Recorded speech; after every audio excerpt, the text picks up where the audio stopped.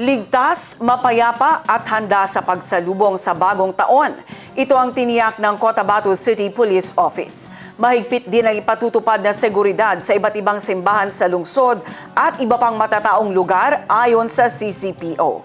Ang News Now sa report. Handa na ang Cotabato City Police Office sa pagsulong sa bagong taon. Sa panayam ngayong araw kay Police Lieutenant Rochelle Evangelista, sinabi nito na nakalatag na ang seguridad na kanilang ipatutupad sa iba't ibang lugar sa syudad, lalo na sa mga simbahan.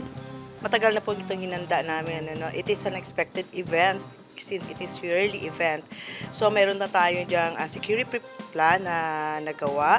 At the same time, ang PNP po, ang Cotabato City Police Office po ay maglalagay na po ng maraming kapulisan sa baba.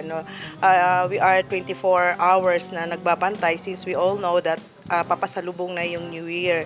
And the PNP is focusing on the community safety.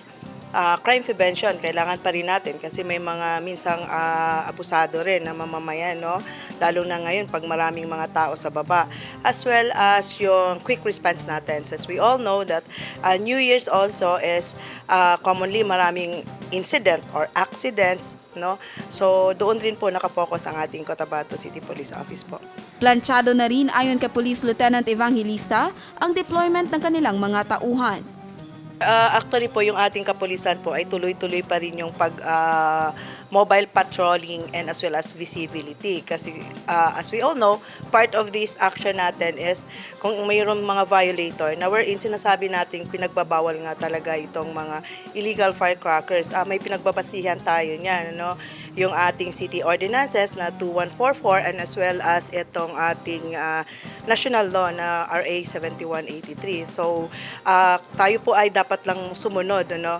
Lalong-lalo na po kapag ito'y ang pinapaputok po natin ay pinagbabawal.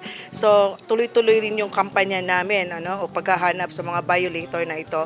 This is not because of we hamper yung kasiyahan ng kababayan natin.